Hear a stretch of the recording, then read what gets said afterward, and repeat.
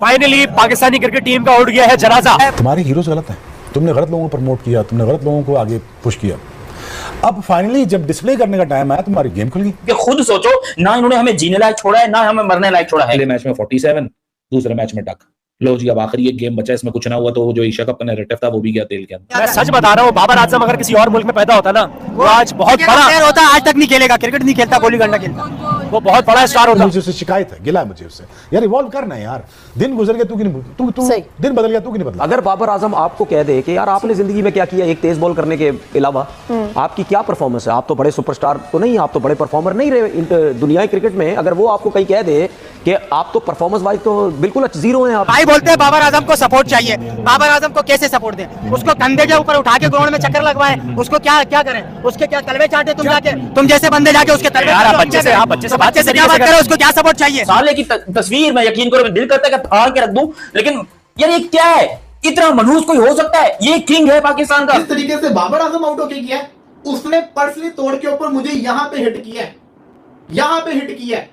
ऐसे नहीं चलेगा। आप किताब लिख सकते हो इन दोनों के ऊपर और उस किताब का टाइटल होगा डरपोखों वाली क्रिकेट, उस किताब का टाइटल होगा बुज़दिलों वाली क्रिकेट, उस किताब का टाइटल होगा शेल में जाके कैसे खेलना है, और इस किताब के 10,000 वर्जन आ सकते हैं। मान लो कि बाबर का माइंडसेट का इशू है, इतना प्रेशर बना दिया तुम लोगों ने उसके ऊपर, और मजे की बात यह है कि सारा ब्लेम किसके ऊपर है? जो बाबर की तारीफ नहीं करता। हमारे दिल में लड्डू फूट रहे हैं। मैंने 4 रकात नफल पढ़ के आया हूँ। या अल्लाह ताला तेरा लाख लाख शुक्र है, पनौती से जान छूट गई हमारी।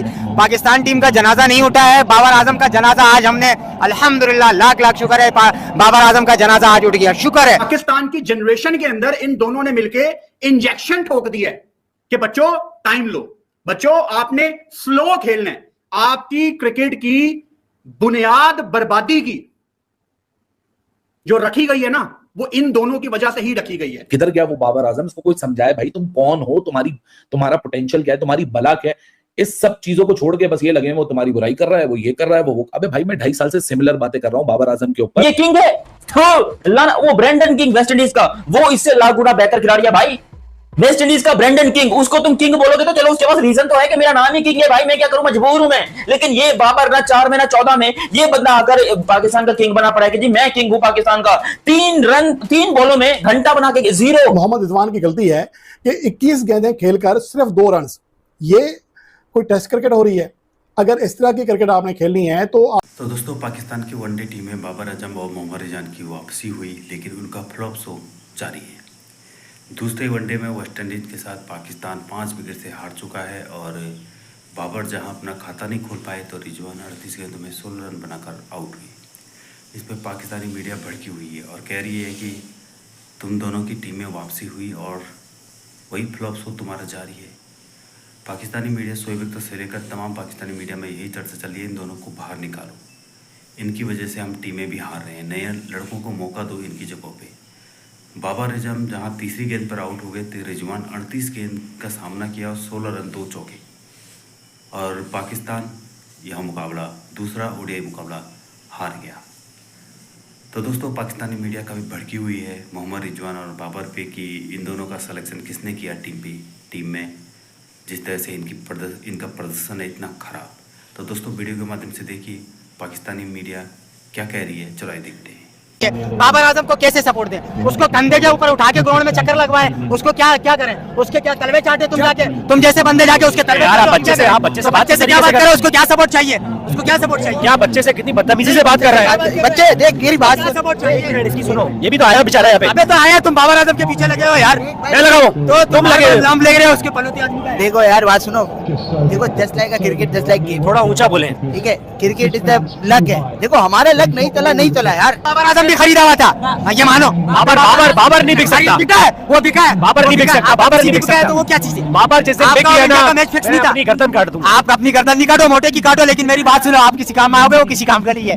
ये पाकिस्तान में बैठा हुआ बाबर आजम को गालियां दे रहे हैं। पाकिस्तान और बाबर आजम का बाप का थोड़ी है, हमारा मुल्क है भाई। आज भी अगर किसी मुल्क में नाम लिया जाता है पाकिस्तान का, वो सिर्फ बाबर आजम की वजह से। ले जाता बाबर आजम है भाई। मतलब आप किताब लिख सकते हो इन दोनों के ऊपर और उस किताब का टाइटल होगा डरपोखों वाली क्रिकेट, उस किताब का टाइटल होगा बुज़दिलों वाली क्रिकेट, उस किताब का टाइटल होगा शेल में जाके कैसे खेलना है, और इस किताब के 10,000 वर्जन आ सकते हैं।